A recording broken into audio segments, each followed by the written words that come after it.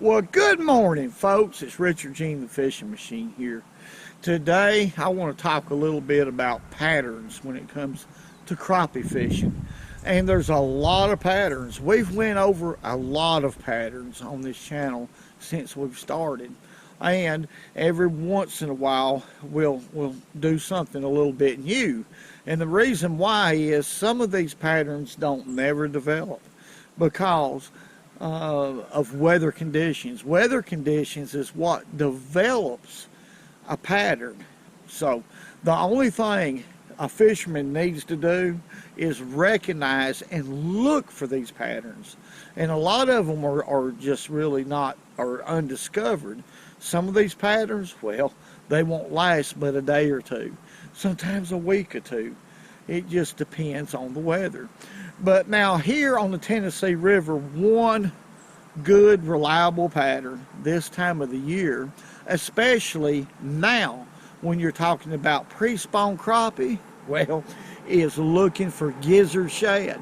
And the big gizzard shad, I'm talking about the big ones. This time of the year, especially when you have a really bad cold snap, these gizzard shad will accumulate in the big schools.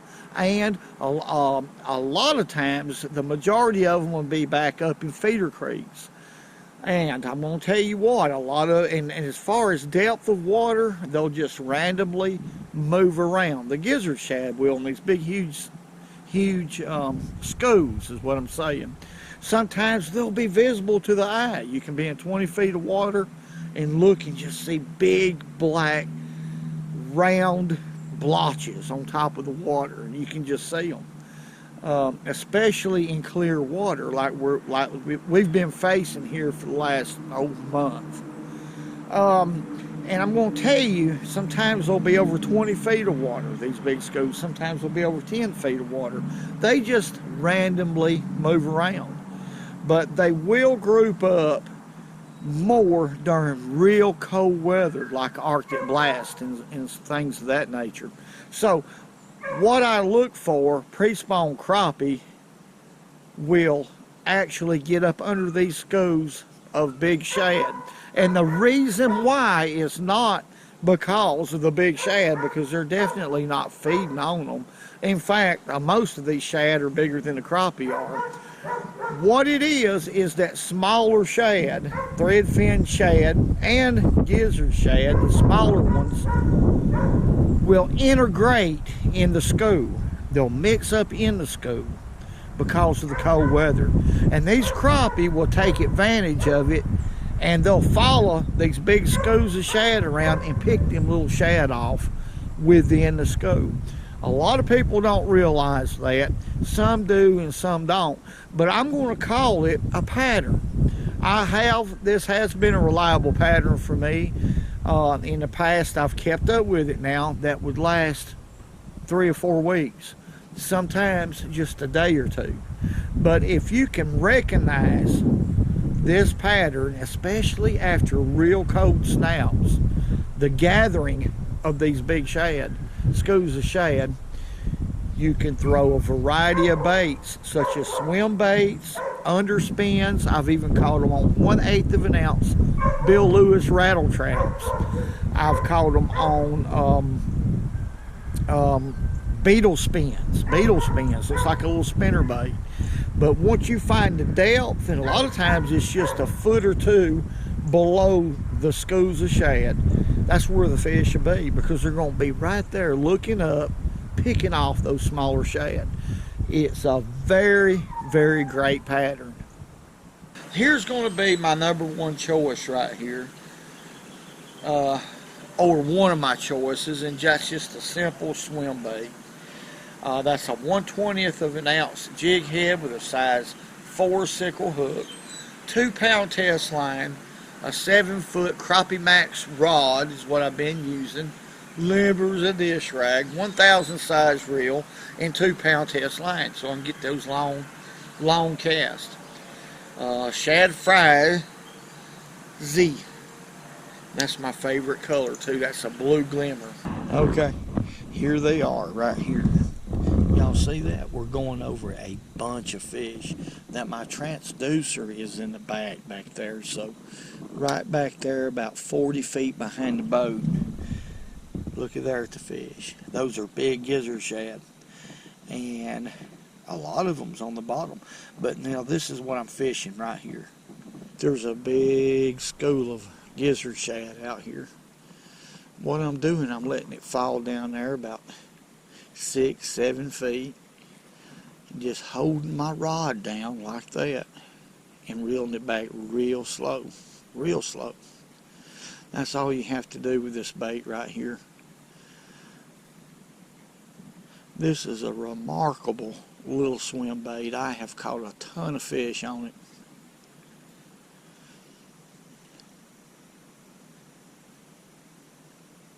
Look here, there's another one. Now this ain't no crappie. Now this is going to be a yellow bass, and I'm going to have to catch a lot of these, a whole lot of them,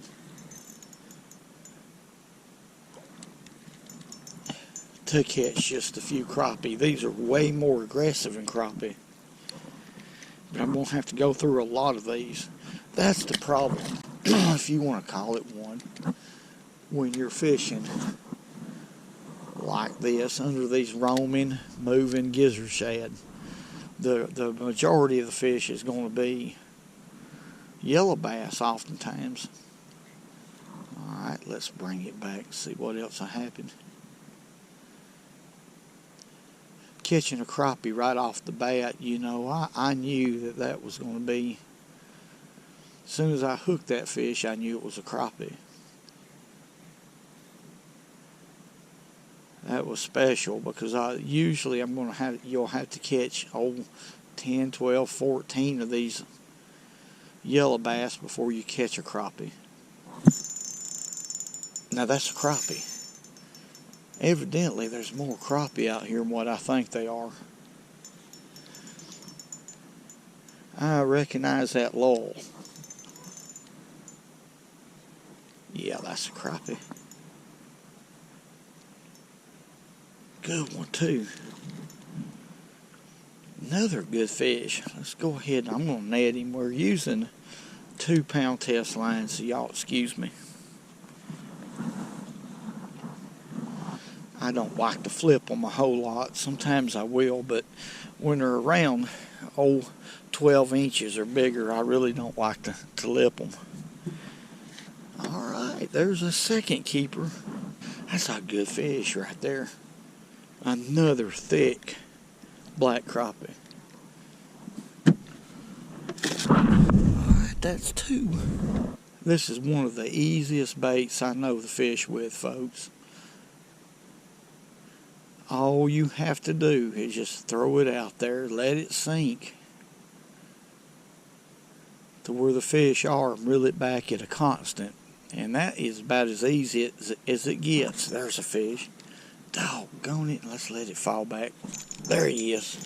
Yeah, we're going to have a lot of these right here.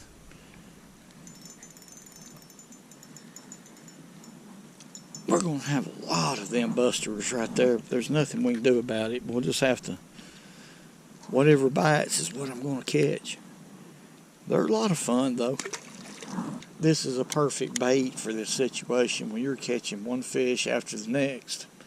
These Elastec baits like this are tough. You can catch 100 or more fish off of one bait. Watch this right here. Look at the action right there. That's just about as good as it gets. It really is, folks. Let's make another cast. Now, if y'all can see way up there, those are gizzards. Now, those big gizzard shad coming up to the top of the water. See those ripples?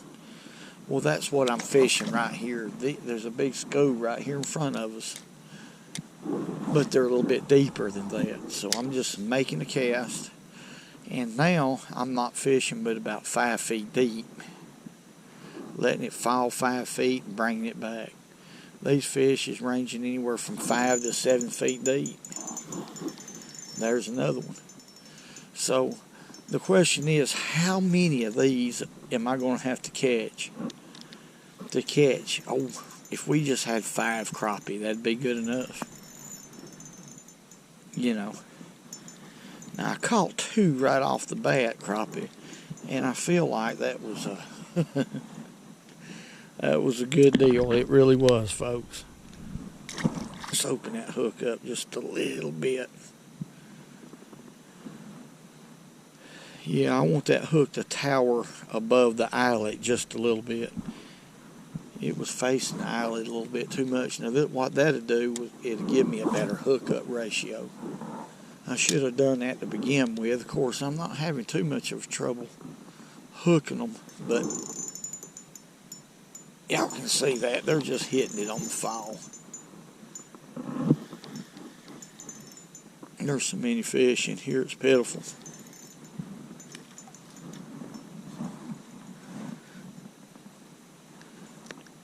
There's so many in here, they ain't no way in the world I'm going to be able to.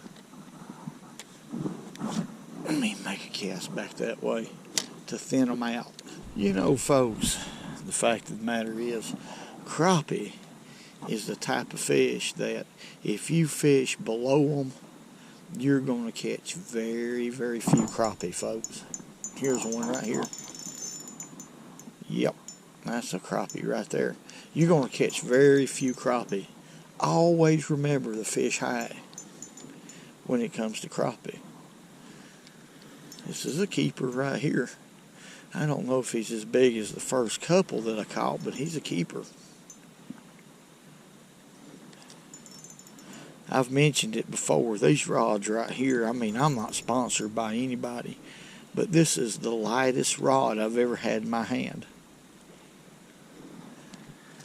Okay. We'll go ahead and, y'all excuse me, net him. I usually like to get as many as I want in here before I start brave enough before I'll lift them up in the boat without a net, if that makes sense. 2-pound test line just ain't designed for flipping fish. Alright, there's a nice black crappie. Let's put him in the bucket. Right there, we got four beautiful filleting type crappie right there. I tell you what, I'm gonna go ahead and retie this knot. I've done caught several fish on that bait. You know, folks, I'm gonna let y'all know something about Bursell. He's quit eating beans, but now he's hard to get along with because of it. He's eaten beans for so many years till he was so addicted to them, just like somebody who's addicted to cigarettes or snuff or chaw of any kind. I can't even get along with him right now. I'm going to have to wait until he gets over that stuff. Okay, what I'm doing right now, we went past the crappie, so I'm going to go back through them and throw at a different angle for a while. I caught a couple at one angle, then I turned around and caught a couple more. Now I'm going to go back. Angles is important, even out here in open water like this. I'm trying to find the right angle. There's a lot of crappie in here, but the problem right now, just like I stated from the beginning, is a lack of wind. And in clear water, like we're fishing here, there's a fish. Okay, that's a crappie. If you don't have a lot of wind, well, it makes them a lot more difficult to catch. Let me put it that way. Now this is a small one right here. I'm going to let him go. That might be a little white crappie. Let's see. I'll just flip him. Yeah, it's a little white crappie right there. We're going to let him go. Now he's a keeper, but he's just a little bit small. Let's let him go on back. I'm wanting them bigger ones, the filleting kind. in clear water, you have to really make long casts. Stay away from the fish. Use your trolling motor just as less as possible. And you can go ahead and catch them. But a breeze on top of the water will you'll catch them 5, 6, 7 times better. Easier. Let me put it that way. That's from years of experience. I've seen that time and time again.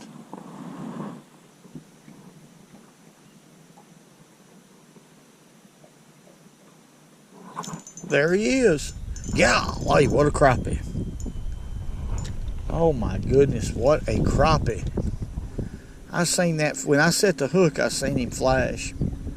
They sort of come back up in the water column a little bit. Up just a little bit. Y'all excuse me, I gotta get back here to land him. That wind's blowing, and that's a good thing.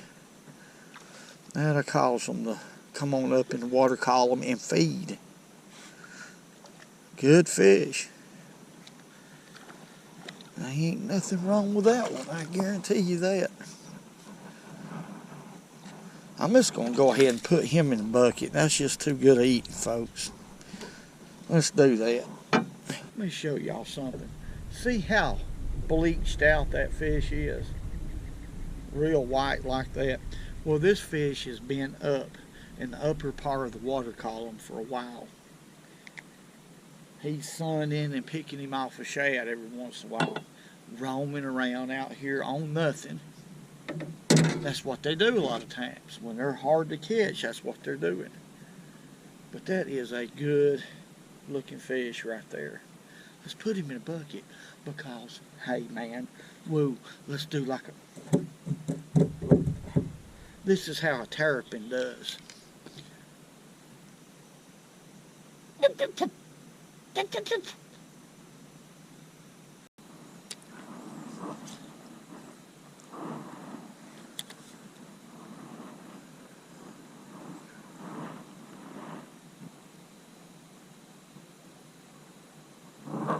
There he is. That fish hit right beside the boat. This might be a white crappie. I'm not sure. I'm not real sure. Yeah, it's a white crappie. We'll probably keep him, and that'll be 7. And that's it. That's all I'm going to keep, folks. That's going to be plenty. Yeah, that's a nice white crappie. Good eating fish. Alright, come on in here, boy.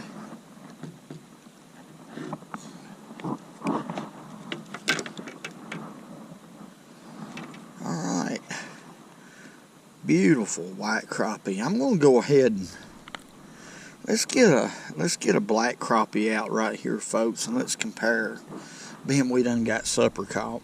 But let's compare the difference between a white crappie and a black crappie. A lot of folks who just now starting to fish, or people who's been fishing all their life but just now fishing for crappie, ask that difference. Now, this one that I just caught right here is a white crappie. Not because he's bleached out. What it is, they're all bleached out. But once I put them in here, they sort of darken up. The reason they're bleached out is because they've been up in the upper part of the water column, just meandering around out here sunning. They're not around cover. So, but let's look at this. Now, if you notice, we have some vertical bars. See these pronounced bars running just like that? Okay. That's a telltale sign of a white crappie. Right here, on a black crappie, which in Florida they call them speckled perch, and that's a pretty good deal. See, they're just speckled up, not no exact pattern or anything like that. Okay, and if you'll notice, the nose of a black crappie dips in and is shorter. Okay. than a white crappie. A white crappie's nose dips in gradually and is much longer. Another thing is, look, we got 1, 2, 3, 4, 5, 6 spines right here normally. But here on a black crappie, we'll have 7. Oftentimes, and quit. Let's count them. 1, 2, 3, 4, 5. 1, 2, 3, 4, 5, 6, 7. 7 spines. So, you know, and sometimes that's not the case, but you can definitely see these are 2 different types of crappie. Back in the old days, the old men used to say, you know, that this was the female, the white one, and this one was the Dominecker, was was the male, but that's not so. But there's the difference. And as far as eating goes, I believe they taste the same to me. Alright. Well, alright, folks, we got 7 crappie. That's all I kept. I caught a lot more than that, but that's all we need tonight. And I'm going to tell you, that's a lot of fun. That swim bait has been catching me a lot of fish here lately. It's a great bait. It's an easy bait to fish, very productive, and it's a lot of fun. Once you find the depth where those crappie are, and I've mentioned this many times, you've got it made, especially with a bait like that. I want to say God bless each and every one of y'all. Thank y'all for all the great comments. Everything y'all do for this channel is appreciated. I love each and every one of y'all. Hey, woo. Oh, I'm talking about woo, the birds. There's some squirrelies out here too, the squirrels that's in the trees. They're active. That's a sign the fish are biting. Hey, and remember, go fishing when you can, because it's good first.